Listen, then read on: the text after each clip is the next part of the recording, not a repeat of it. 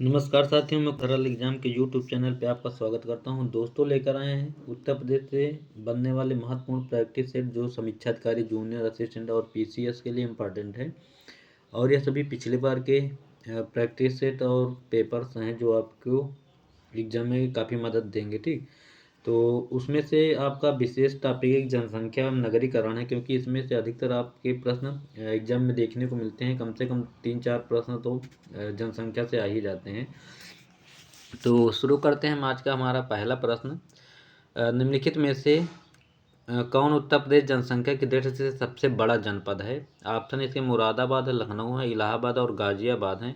Right answer इसका C option हो जाएगा। इलाहाबाद जो है जनसंख्या की दृष्टि से उत्तर प्रदेश का सबसे बड़ा जिला है। ठीक, अब और डिटेल्स इसमें पढ़ लें। 2011 की जनगणना के अनुसार उत्तर प्रदेश में सर्वाधिक आबादी वाले जिले कौन कौन से हैं? तो प्रयागराज है, जिसमें ये इसकी जनसंख्या है। और उसके बाद दूसरा नंबर मुरादाबाद आता है, तीसरा गाजियाबाद आता है। ठीक, और चौथा आजमगढ़ और पांचवा लखनऊ आता है। ठीक, तो आप देख सकते हैं कि प्रयागराज जो है फर्स्ट नंबर पे है। अगला है, निम्नलिखित राज्यों के निर्माण का सही क्रम कौन सा है? तो सबसे पहले कौन से राज्य बने हैं? तो इसमें नागालैंड, मेघालय, सिक्किम और अरुणाचल प्रदेश ये सबसे पहले राज्य गठित हुए हैं। तो इसका राइट आंसर हो जाएगा ए ऑप्शन। और नागालैंड का गठन जो है 1963 में, और मेघालय का 1972 में, सिक्किम 1975 तथा अरुणाचल प्रदेश 1987 में स्थापित हुआ या बना था। ठीक, नेक्स्ट हमारा प्रश्न है, निम्नलिखित में से किस राज्य का लिंगानुपात राष्ट्रीय औसत से ऊपर है? ठीक, तो इसके जो ऑप्शन हैं आपके गुजरात है, झारखंड है, महाराष्ट्र और मध्य प्रदेश है। राइट आंसर झारखंड जो है, इसका लिंगानुपात राष्ट्रीय औसत से ऊपर है। और जनगणना 2011 के अनुसार झारखंड राज्य का लिंगानुपात जो है 949, जो कि राष्ट्रीय औसत से 943 अधिक है। गुजरात का लिंगानुपात 919 है, और महाराष्ट्र 929 और मध्य प्रदेश 931 है। ठीक, अगला है हमारा प्रश्न, भारत के किस राज्य में स्त्री पुरुष शिक्षा में निम्नतम अंतर है? ऑप्शन है केरल, मेघालय, नागालैंड और मिजोरम। तो राइट आंसर मेघालय है। ठीक, इसका भी ऑप्शन सही हो जाएगा। और इसकी डिटेल्स बता दें तो जनगणना 2011 के अंतरिम आंकड़ों के अनुसार स्त्री पुरुष साक्षरता क्या है? तो केरल सबसे ज़्यादा है, 94% है, जिसमें 92% महिलाएं और 96% पुरुष है। ठीक, नंबर 1 पे है। और मेघालय का बताएं तो 74.43 है, और इसमें महिलाएं जो है 72.89 और 75.95 पुरुष है इसमें। इसमें एक मिनट, ये कुल साक्षरता है इसकी।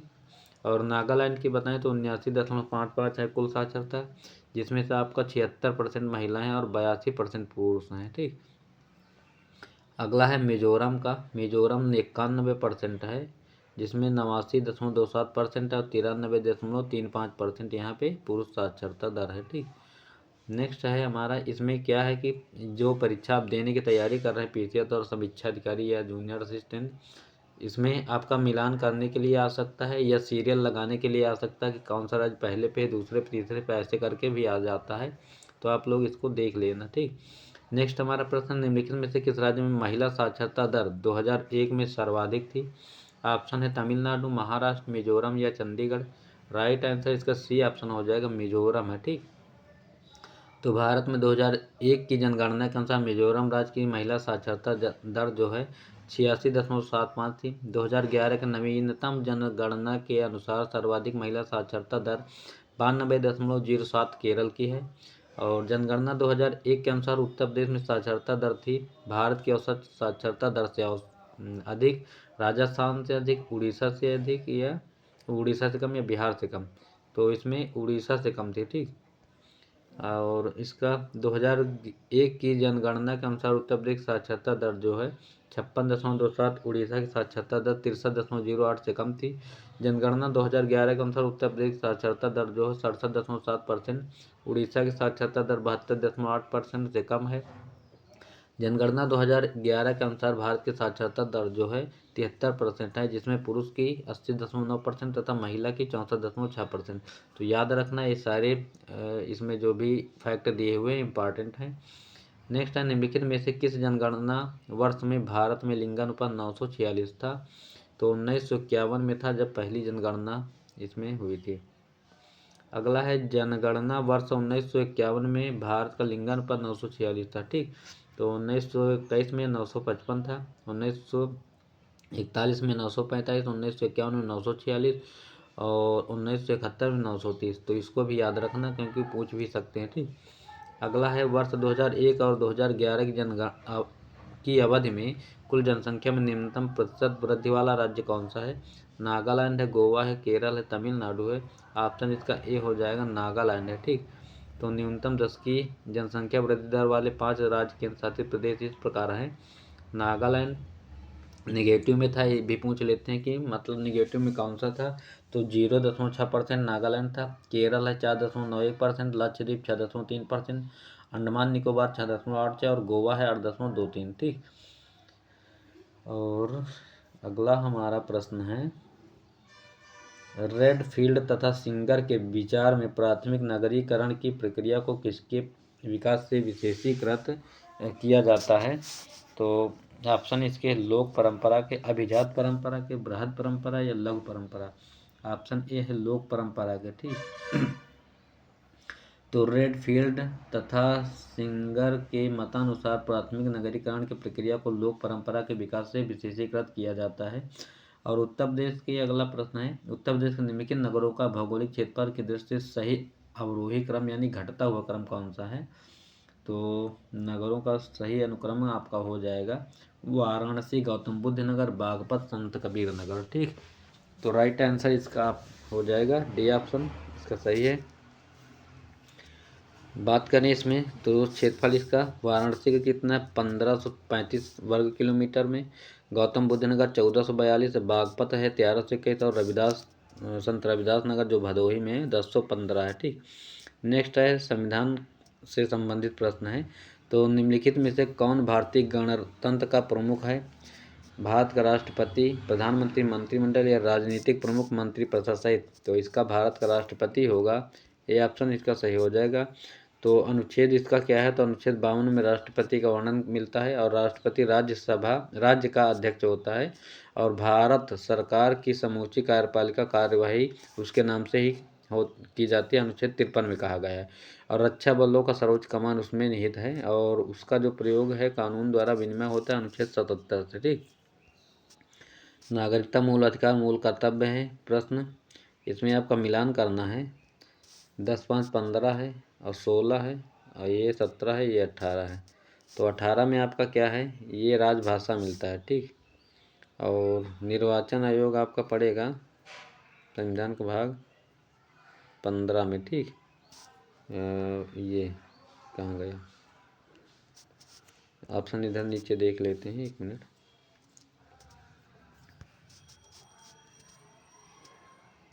ये है, इधर देखो ना, 15 में निर्वाचन है, तो ये है। 16 में क्या है, कुछ वर्गों के उपबंध से विशेष उपबंध है और संविधान का भाग 17 में, हाँ भाग 17 में राजभाषा है और 18 में आपात उपबंध है। ठीक, अगला है हमारा प्रश्न, निम्नलिखित में से कौन सा एक राज्य के नीति निर्देशक सिद्धांतों का उद्देश्य नहीं है?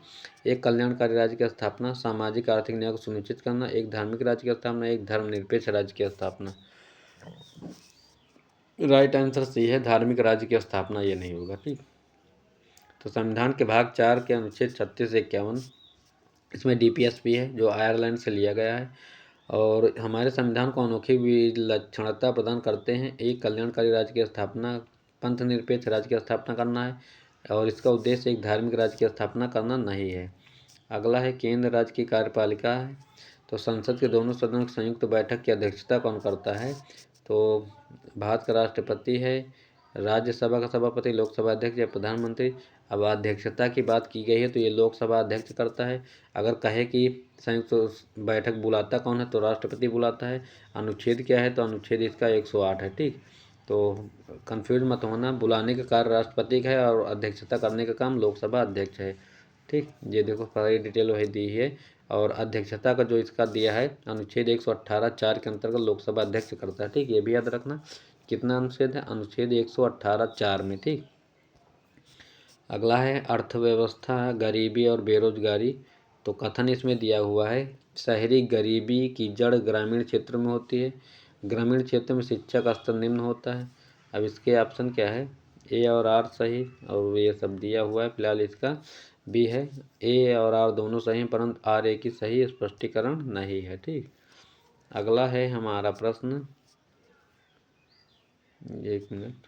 हाँ, शहरों में रोजगार और अन्य जीविकोपार्जन के साधनों की तलाश में ग्रामीण लोगों का प्रवासन होता है, यानी कि इधर से उधर जाते हैं, जहाँ मतलब जैसे रोजगार के लिए अपना राज्य छोड़ के दूसरे राज्यों में कमाई करना, जिसमें शहरों में गरीबी बढ़ जाती है। उपयुक्त कथन ए अर्थात शहरी गरीबी की जड़ ग्रामीण क्षेत्रों में होती तथा कारण आर ग्रामीण क्षेत्रों में शिक्षा का स्तर निम्न होता है। दोनों सत्य हैं परंतु आर ए की सही स्पष्टीकरण नहीं है। अगला है भारत में गरीबी का स्तर निर्धारित होता है विभिन्न प्रदेशों के प्रति व्यक्ति आय के आधार पर, औसत घरेलू आय के आधार पर, घरेलू उपभोक्ता के व्यय के आधार पर और देश के मलिन आबादी के आधार पर।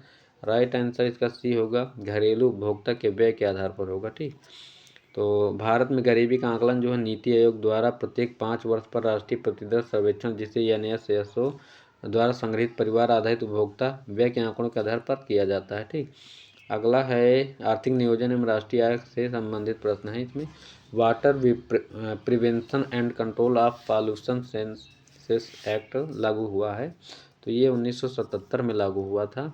तो ये prevention and control of pollution cess act 1977 लागू हुआ था। और इस अधिनियम की विशेषता क्या है, तो जल प्रदूषण का निवारण एवं नियंत्रण, और दूसरा है जल की स्वास्थ्यवर्धक गुणवत्ता को बनाए रखना अथवा उसे पुनः स्थापित करना।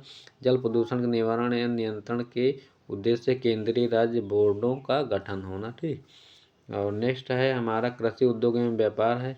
तो विश्व स्तर पर सीमेंट उत्पादन 2010 में भारत का स्थान कौन सा है, तो पहला, दूसरा, तीसरा या चौथा, तो दूसरा स्थान है, इसका बी ऑप्शन सही हो जाएगा। तो विश्व स्तर पर सीमेंट 2023 में भारत का विश्व में चीन के बाद दूसरा है। और भारत का विश्व सीमेंट उत्पादन वर्ष 2018 में 509 मिलियन टन था, जिसे वर्ष 2020 तक बढ़ाकर 550 मिलियन टन लक्ष्य है। और प्रश्नानुसार विश्व स्तर पर जो है 2010 में भारत दूसरा था। ठीक, मूंगफली फसल जो है ये कहाँ की है, जॉर्जिया, गैम्बिया, घाना या ग्वाटेमाला, तो एक गैम्बिया की फसल है मूंगफली। ठीक, और भारत में मूंगफली सबसे ज़्यादा गुजरात में।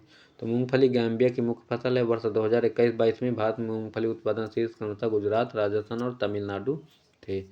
अगला है हमारा प्रश्न, देश में एग्रो इकोलॉजिकल क्षेत्र कितने हैं, 15, 17 है, 18 है, 20, तो 20 है इसका डी ऑप्शन में। ठीक, तो भारत में 20 कृषि पर्यावरणीय क्षेत्र हैं, इसको याद रखना। तो कौन कौन से हैं, पश्चिमी हिमालय ठंडा, दक्कन पठार, पश्चिमी मैदान, दक्कन पठार, उत्तरी मैदान, केंद्रीय मालवा उच्च भूमि, दक्कन पठार गर्म आर्द्र शुष्क क्षेत्र, दक्कन तेलंगाना पठार और पूर्वी घाट तमिलनाडु के पठार, उत्तरी मैदान गर्म उप आर्द्र क्षेत्र, केंद्रीय उच्च भूमि पूर्वी पठार छत्तीसगढ़ और पूर्वी छोटा नागपुर पठार, पूर्वी मैदान पश्चिमी हिमालय गर्म, बंगाल और असम के मैदान पूर्वी मैदान हिमालय और उत्तर पूर्वी हिल्स पूर्वांचल, पूर्वी तटीय मैदान पश्चिमी घाट और तटीय मैदान अंडमान और निकोबार लक्षद्वीप। ठीक, ये है। बैंकिंग से है प्रश्न हमारा, निम्नलिखित में से कौन एक संवैधानिक निकाय नहीं है। संवैधानिक निकाय का मतलब क्या होता है, जिसका संविधान में उल्लेख किया हो या न किया हो। ठीक, तो इसमें योजना आयोग आप पढ़े होंगे, जिसका वर्तमान नाम है नीति आयोग, और इसका प्रमुख कौन होता है, प्रधानमंत्री।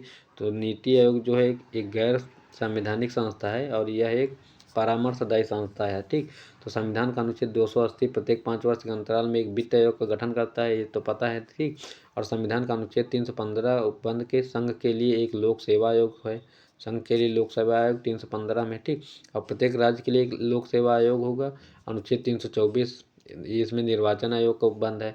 और योजना आयोग जो है गैर संवैधानिक है, जिसका गठन केंद्रीय मंत्रिमंडल में एक संकल्प द्वारा 15 मार्च 1950 को किया गया था, और योजना आयोग का नाम है 1 जनवरी से नीति आयोग। ठीक, निम्नलिखित में से वर्ष में साधन लागत फैक्टर कॉस्ट पर स्थिर कीमतों पर DGP और GDP समृद्धि का दर सर्वाधिक थी, तो इसका 2006 और 7 में। तो 2001 से 2010 के दशक में साधन लागत पर स्थिर कीमतों के सकल राष्ट्रीय उत्पाद की संवर्धित दर 2006-7 में 9.6% रही, जो सर्वाधिक थी, और वर्ष 2022-23 में 7% थी। ठीक, तो ये थे आज के हमारे कुछ महत्वपूर्ण प्रश्न जो आपके एग्ज़ाम के प्रति इम्पोर्टेंट है, और उम्मीद है कि यह वीडियो आपको पसंद आया होगा पूर्ण डिटेल के साथ। तो ज़्यादा से ज़्यादा लोगों तक इसको शेयर करें, और क्लास अच्छी लगी तो लाइक और कमेंट करना ना भूलें। Thanks for watching this video. और जो भी समय आपका बचा है समीक्षा अधिकारी या पीसीएस के लिए, आप बेहतर ढंग से आप सिर्फ प्रैक्टिस सेट पे ही अपना समय व्यतीत करें, जिससे कि आपकी स्पीड अच्छी हो जाए। ठीक, और बेहतर से बेहतर करने का प्रयास करें। बाय सभी को, थैंक यू, पढ़ते रहें।